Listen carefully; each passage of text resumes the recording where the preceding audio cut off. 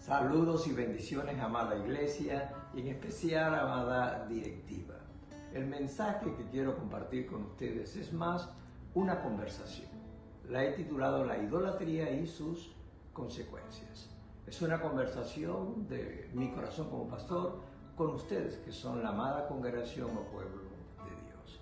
Y quisiera hacer un análisis comparativo en similitud entre una fiesta pagana antigua realizada en el libro de Éxodo o descrita en el libro de Éxodo capítulo 32 con Moisés, Aarón y un pueblo desorientado que pedía dioses ajenos propios de Egipto, y lo voy a comparar en similitud por el parecido con lo que hoy como fiesta pagana se realizan en muchos pueblos en toda Latinoamérica, llamadas ferias, en especial la feria que se realiza en la ciudad de Maracaibo, la similitud que hay con las fiestas paganas, definiendo idolatría como la usurpación de Dios por objetos o sujetos que se adosan el poder, la soberanía y la omnipotencia de Dios. Esa usurpación de quitar a Dios y colocar un objeto o un sujeto, porque puede ser una persona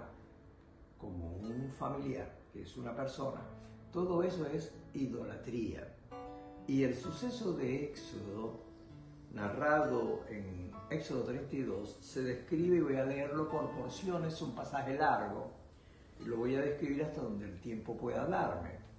Pero dice así: viendo el pueblo que Moisés tardaba en descender del monte, se refiere al monte de Sinaí, se acercaron entonces a Aarón, que estaba funcionando como sacerdote, y le dijeron: levántate, le ordenaron, haznos dioses, en plural, que vayan delante de nosotros, porque a este Moisés, el varón que nos sacó de la tierra de Egipto, no sabemos qué le haya acontecido. Y Aarón les dijo: apartad los zarcillos de oro que están en las orejas de vuestras mujeres, de vuestros hijos, de vuestras hijas, y traédmelo. Entonces todo el pueblo apartó los zarcillos de oro que tenían en sus orejas y lo trajeron a Aarón, y él los tomó de las manos de ellos y le dio forma con buril. Era artesano, tenía experiencia en eso, ya hacía ídolos en Egipto. Y él los tomó e hizo de ellos un becerro. Algunas versiones dicen toro. Por eso es común que en las ferias actuales, en algunas de ellas, hay corridas de toro con, obviamente, sacrificio y sadismo sobre el pobre animal. Y si recuerdan las famosas ferias, que yo las recuerdo más joven, pues obviamente se dan precisamente, o se daban en la ciudad de Maracaibo. Entonces el pueblo, dice, se participó en todas estas cosas y comenzaron a rendirle adoración al becerro.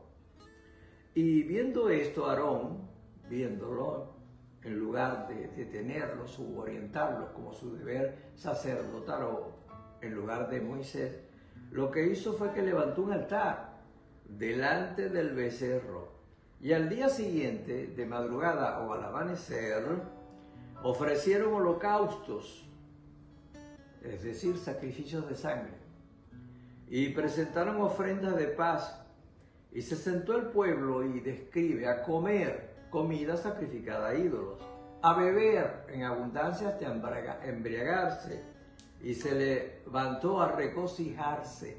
El original hebreo dice que el regocijo que tenían era una forma de orgía sexual o un desorden, que era costumbre obviamente también de los egipcios. Todo este tipo de exceso pagano, ofensivo, pecaminoso, pero sobre todo idolátrico, se practicó precisamente en esta fiesta pagana descrita aquí en el Antiguo Testamento, en el libro de Éxodo 32. No se diferencia mucho con lo que hoy llamaríamos feria en el mes de noviembre. porque tendríamos los mismos excesos. Tendríamos plataformas sobre las cuales, lógicamente, hay música, hay adoración, hay alabanza a dioses y reinas, ídolos, y por supuesto hay comida excesiva dedicada a los ídolos, porque todo lo que se ofrezca a ídolos, el apóstol Pablo dice que no es ofrecido a ídolos, sino a demonios, y esa es una de las graves consecuencias que ofrece la atadura de la idolatría. Pero dice que hay desorden sexual, porque eso es lo que pasa muchas veces en las fiestas nocturnas de feria, que hay excesos y hay mucha prostitución en la actualidad y mucho desorden. Y es triste, porque en lugar de ser una fiesta más santificable, más santa, más apartada, más dedicada en devoción, es una fiesta excesiva. Por cierto, les cuento un pequeño testimonio, porque yo me convertí en final del mes de octubre de un año determinado, y mi primera experiencia al mes era precisamente, me encontré con una fiesta de la feria en la ciudad de Maracaibo, y me acuerdo que mis familiares, en especial uno de mis hermanos y mis cuñados, me pedían que yo participara, pero yo tenía apenas un mes de convertido, que participara, que fuera, que bebiera, que comiera, todo eso. Y el Espíritu de Dios, sin que yo tuviese mucho conocimiento, porque era un neófito recién convertido, pero el Espíritu de Dios me decía, no, apártate y vete. Porque el Espíritu Santo y la palabra de Dios son quienes nos guían a toda verdad, nos orientan precisamente a escapar de lo que es la oscuridad de la idolatría, y eso era lo que Dios estaba haciendo conmigo. Así que tomé el valor, y aunque eran familiares, le dije que no, que yo no podía participar en eso. No entendía mucho, pero el Espíritu de Dios me guiaba siempre a lo que era lo santo, lo verdadero, lo que era de Dios. Así que rechacé todo eso. Claro, muy atractivo, porque yo antes precisamente practicaba en eso, pero cuando conocí al Señor de una manera sobrenatural, el Espíritu me desprendió totalmente de eso, y te puede desprender a ti también, amado hermano, si aún luchas con ese atractivo, o a ti, amado amigo o amiga, si estás presente en esta vigilia, también puedes romper ese tipo de atracción y consecuencias nefastas que produce la idolatría.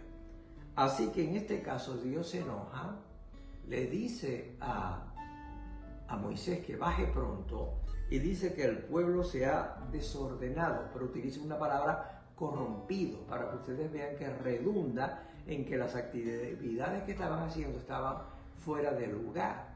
Era una orgía total y estaban embriagados y adorando un becerro de oro. Y allí Dios expresa obviamente su deseo de ejercer juicio, castigo total contra toda la nación de Israel. Mas interviene Moisés. Moisés, como pastor, interviene, que es mi intención en el diálogo con ustedes.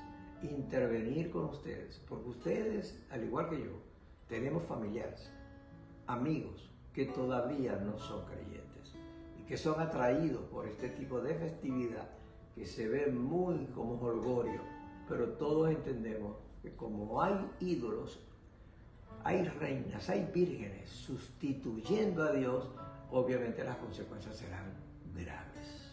Aún en la familia descendiente, si no detenemos eso en una conversión espiritual con nuestro Señor Jesucristo, que es el único Rey y Señor, es al único que podemos ejercer adoración, y no a imágenes creadas por seres humanos. Y eso es lo que quiero decirles, que Moisés intervino, le rogó a Dios que no lo hiciera, que se acordara de su clemencia, de su misericordia, y de alguna manera aplacó la justicia que iba a ejercer Dios sobre esa nación. Siempre Dios dijo que habría consecuencias y que siempre habría eventos que acompañarían como castigo a Israel, pero el exterminio no lo iba a hacer en realidad. Qué poderosa es la intercesión y la oración a favor de un pueblo, de un verdadero pastor de Dios. Hoy hay tantos falsos apóstoles, falsos profetas, falsos maestros, falsos líderes que están desviando por dinero precisamente a las congregaciones. Pero necesitamos, como siempre lo hemos hecho en la Iglesia Cristiana Filadelfia, sana doctrina, integridad, pureza y dependencia absoluta de nuestro único Dios y Rey soberano, que es el Señor Jesucristo. Les invito entonces en este tiempo a no contaminarse con la feria en la ciudad. Para eso nosotros tenemos en nuestra Vigilia del Rey nuestra propia fiesta espiritual. Es un tiempo de adoración, por supuesto con música alegre y cantos también sublimes de adoración, pero todo santificado y dirigido al único Rey y al único Dios, que es nuestro Señor Jesucristo. Quiero entonces dejarle con esta conversación como reflexión, deseando que Dios les guíe, que Dios les bendiga y sobre todo que Dios les guarde y les aparte de las consecuencias de la idolatría.